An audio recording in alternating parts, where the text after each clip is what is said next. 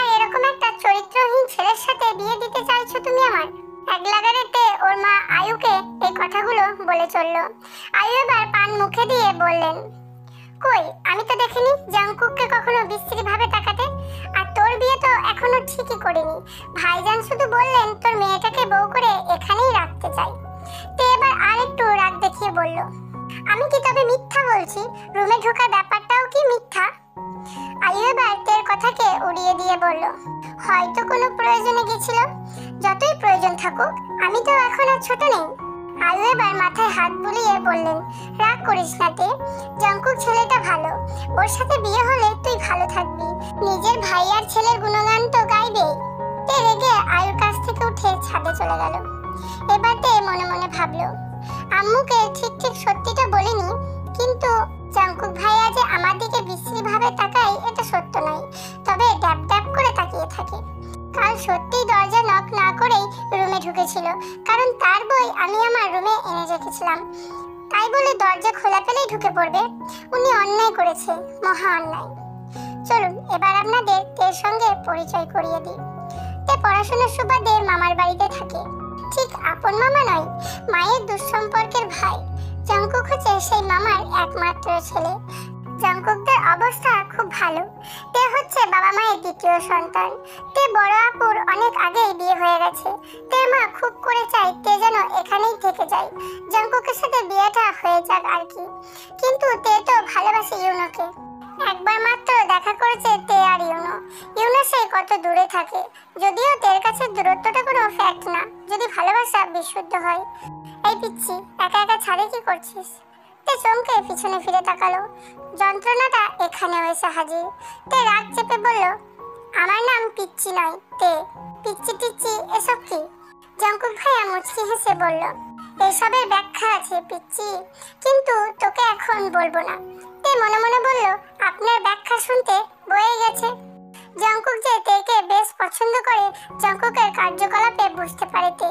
তে এবার একটু হেসে বলল, জাংকুক ভাইয়া, আপনার হাতে চা খেতে ইচ্ছা করছে খুব, খাওয়াবেন?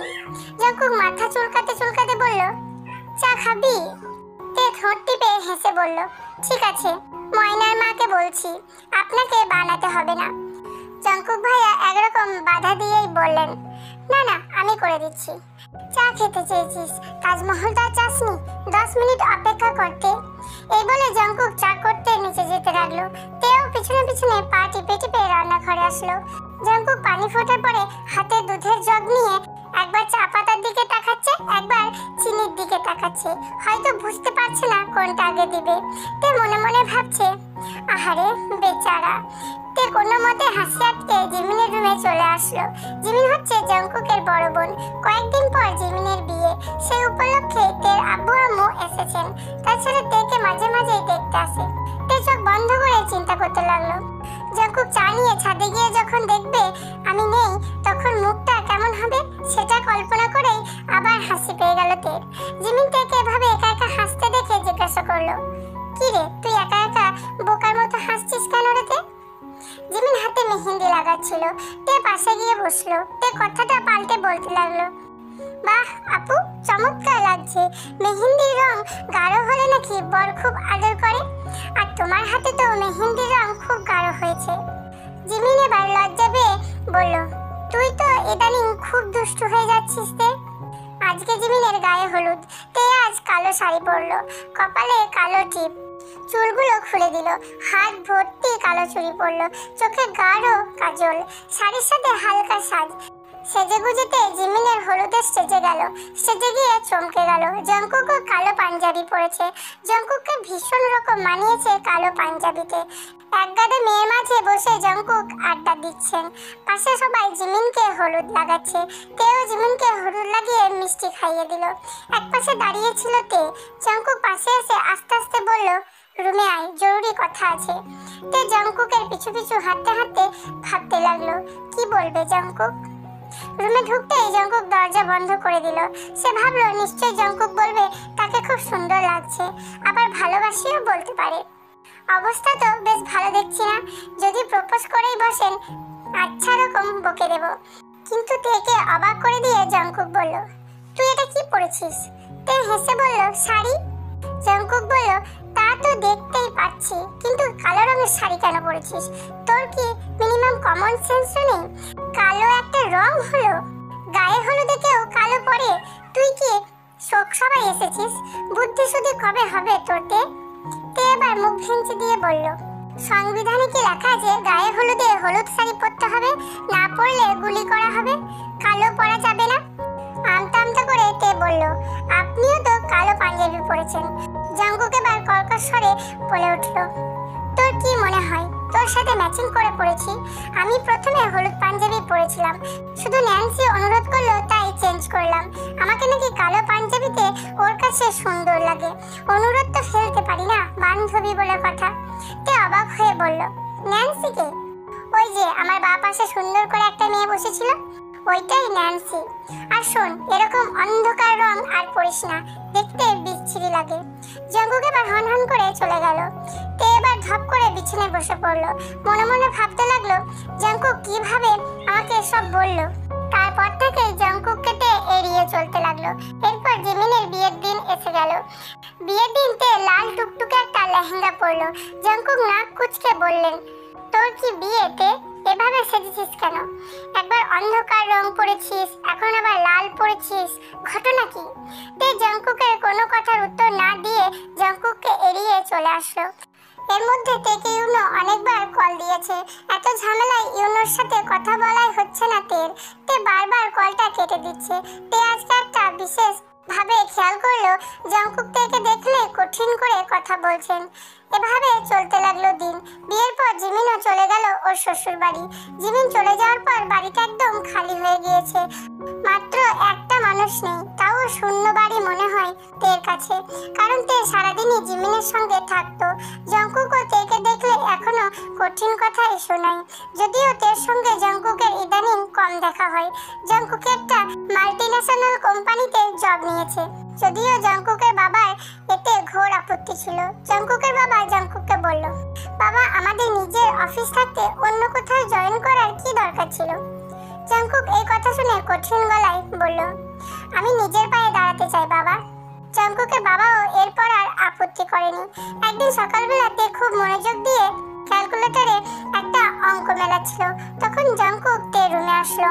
জঙ্কুক তেকে বলল, চা খাবি? তে কিন্তু অঙ্কের মধ্যে ডুবে গিয়েছিল, জঙ্কুককে খেয়াল করেনি। জঙ্কুক এবার তের মুখের সামনে তুড়ি বাজালেন। তে চমকে গিয়ে বলল, হচ্ছে কি জঙ্কুক ভাইয়া? আমি ম্যাথ করছি, ডিস্টার্ব করবে না। জঙ্কুক এবার তের মাথায় একটা টোকা দিয়ে বলল, তোর জন্য চা করেছি, খেয়ে নে, ঠান্ডা হয়ে গেলে ভালো লাগবে না। তে এবার জঙ্কুকের হাত থেকে চাটা নিয়ে ফু দিয়ে চায়ে চুমুক দিতেই ঠু দিয়ে ফেলে দিল। তের খাতা কলম ক্যালকুলেটরের উপর চা পড়লো। চিনি না দিয়ে সম্ভবত নিমের রস দিয়ে চাটা বানিয়েছে জঙ্কুক, অথচ চায়ের রংটা এত সুন্দর হয়েছে। ওই যে কথায় আছে না, চকচক করলেই সোনা হয় না, চায়ের ব্যাপারটা হয়েছে সেরকম। তে এবার রাগী মুখে সামনে তাকিয়ে দেখলো জঙ্কুক নেই। তে রাগে গজগজ করতে লাগলো। 2 দিন পর তের মা তেকে দেখতে এলো। তের মাকে ডেকে তের মামা বললেন, তোর মেয়েটাকে আমার জঙ্কুকের বউ করে এই বাড়িতেই রাখতে চাই, তুই কি বলিস? তের মা তো মনে মনে এইটাই চাইতেন। তিনি বললেন, আপনার যা ইচ্ছা, তে এখানে ভালোই থাকবে, আমার কোনো আপত্তি নেই। তের বাবাও অমত করবে না। তের তো এসব শুনে মাথা পুরো ঘুরে গেল। তের মাথায় তো আকাশ ভেঙে পড়লো। তে মনে মনে ভাবতে লাগলো, তাহলে আমার আর ইউনোর প্রেমের কি হবে? তে এসব ভাবছে এমন সময় তের মামি মাঝখান থেকে অমত করে বসলো। তিনি সোজাভাবে বলে দিলেন, তেকে কোনোদিনও তিনি তার ছেলের বউ হিসাবে মেনে নেবেন না। তেকে তাদের বাড়িতে দয়া করে থাকতে দিয়েছেন, এটাই বেশি। এই নিয়ে তের মায়ের সাথে মামির বেশ কথা কাটাকাটি হয়ে গেল। তের মা তেকে নিয়ে গ্রামে চলে এলো। ওদের আসার সময় জঙ্কুক বাড়িতে ছিল না। কয়েকদিন পর তের মা হুট করে তের বিয়ে ঠিক করে ফেললো। তে তো বিয়ের কথা শুনে কেঁদেই সারা। তের বাবা চুপচাপ সব দেখছে, তিনি কখনো তের মায়ের মুখের ওপর কথা বলেন না। তে ওর মাকে বলল, মা, এভাবে আমার পড়াশোনা বন্ধ করে বিয়ে দেওয়াটা কি ঠিক হচ্ছে? উনি কঠিন গলায় বললেন, তোমার পড়াশোনার কোনো দরকার নেই, ছেলে জঙ্কুকের থেকেও ভালো, জঙ্কুকদের থেকেও টাকা পয়সা বেশি, কিন্তু মা ওই ছেলের তো বয়স বেশি। তের প্রতিবাদ করার চেষ্টা করলো। তের মা বললেন, সব দিক একসাথে পাওয়া যায় না তে, তুমি বড় ঘরে বিয়ে দিচ্ছি, আমিও দেখিয়ে দেব আমার মেয়েও ফেলনা না। তে ওর মাকে কোনোভাবেই বোঝাতে পারলো না এই ছেলের নাম হচ্ছে কাই। একে তো বিয়ে না ভেঙে যাওয়ার মন খারাপ, তার মধ্যে কাই সকাল বিকাল কল দিয়ে মাথা খারাপ করে দিচ্ছে তে কাইকে কতভাবে বোঝাতে চাইলো যে তে ওনাকে বিয়ে করতে চায় না, কিন্তু কাই ততবার বলেছে বিয়ের পর সব ঠিক হয়ে যাবে। তে এবার সিদ্ধান্ত নিল ইউনোর সাথে কথা বলে পালাবে। পালানোর বুদ্ধিটা তের ছিল, এমনিতেও ইউনোকে ছাড়া তে থাকতে পারবে না, আর এই বুড়ো লোকটাকে বিয়ে করার তো কোনো প্রশ্নই ওঠে না। বিয়ের দিন ঝামেলা ছাড়াই তে পালিয়ে আসলো। রেল স্টেশনে বসে ইউনোকে বারবার কল দিচ্ছে, কিন্তু ইউনো কল তুলছে না। শেষে তের ফোনে একটা মেসেজ দিল ইউনো, তে আমি তোমাকে নিয়ে পালাতে পারবো না। তখন আবেগে আমি বলে ফেলেছিলাম, কিন্তু বাস্তবতা এত সহজ নয়। আমি নিজেই আমার পরিবারের উপর নির্ভরশীল, তোমাকে নিয়ে কোথায় রাখবো তে? তুমি বাসায় ফিরে যাও। তে হাত এবার কাঁপতে লাগলো, পৃথিবী অন্ধকার হয়ে আসলো। এরকম কিছু হবে তে কখনো কল্পনা করতে পারেনি। কিন্তু বাসায় ফিরে গেলেই তো তেকে জোর করে ওই বুড়ো লোকের সাথে বিয়ে দিয়ে দেবে ওর মা। তে পাথর হয়ে বসে রইলো, ব্যাগটা পায়ের কাছে পড়ে রইলো। সন্ধ্যা গড়িয়ে রাত নেমে এলো। হঠাৎ করে তে ওর নাম শুনে সামনে তাকালো। জাংকুক দাঁড়িয়ে আছে সামনে। জাংকুক ঠাস করে একটা চড় দিল তেকে, তারপর স্বাভাবিকভাবে বলল চল। তে হাত মুঠো করে ধরলো। তে ভয়ে ভয়ে জিজ্ঞাসা করলো কোথায় যাব? তের এই মুহূর্তে জাংকুকের হাতটা খুব নির্ভরযোগ্য লাগছে। জাংকুক কোনো কথা বললো না, গাড়ির কাছে এসে বলল উঠে বস। এরপর গাড়ি গিয়ে সোজা থামলো কাজী অফিসে। কাজী অফিস থেকে যখন বের হলো তেও তখনও বিশ্বাস করতে পারেনি যে ওর বিয়ে হয়ে গেছে। জাংকুক এখনো মুখ গম্ভীর করেই আছে। তে কিছু জিজ্ঞেস করলেও উত্তর দিচ্ছে না। জাংকুক এবার সোজা তেকে নিয়ে চলে এলো ওদের বাড়ি। বসার ঘরে তের মামা মামি বসে রয়েছে। জাংকুকের সাথে তেকে দেখে ভূত দেখার মতো চমকে উঠলেন তের মামি। তারপর চিৎকার করে বললেন, ছি জাংকুক, শেষ পর্যন্ত এই মেয়েকে তুই বিয়ের আসর থেকে ভাগিয়ে আনলি? বিয়ে টিয়ে করেছিস নাকি? একে তো কখনোই মানবো না আমি। জাংকুক ঠান্ডা মাথায় বলল, মা জীবনটা যেহেতু আমার, তাই সিদ্ধান্ত আমি নিলাম। আর আমার বউর ভরণ পোষণ করার সামর্থ্য আমার আছে। যদি তোমাদের সমস্যা হয় তেকে নিয়ে এই বাড়ি ছেড়ে আমি চলে যাব। তোর মামা একরকম বাধা দিয়েই বললেন, এটা আমার বাড়ি, কে থাকবে আর কে থাকবে না আমি সিদ্ধান্ত নেব। জাংকুক তুই তেকে নিয়ে ভিতরে যা। তের মামা মামির মধ্যে একরকম ঝগড়া লেগে গেল। জাংকুক তখনও তের হাত ধরে রেখেছেন। সোজা ওনার রুমে চলে আসলেন। তে এবার কাঁদো কাঁদো স্বরে বলল, আমি আমার রুমে যাই। জাংকুক থেকে ধমক দিয়ে বলল, এখন থেকে এটাই তোর রুম, ফ্রেশ হয়ে নে।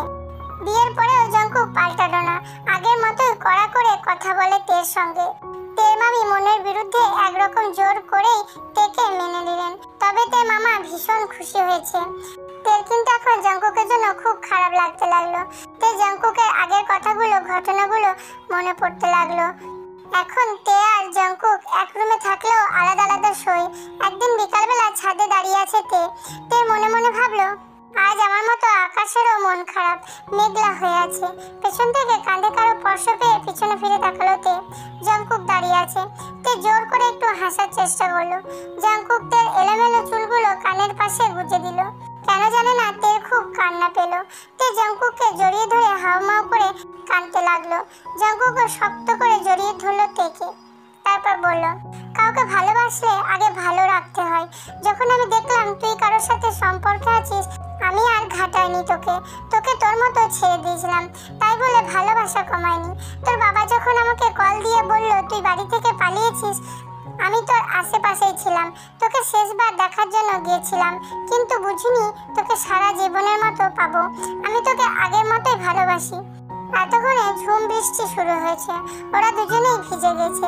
তে মনে মনে বলল, জাংকুক ভাইয়ার ভালোবাসা সারা জীবন এভাবে আমাকে বৃষ্টির মতো ভিজিয়ে রাখুক।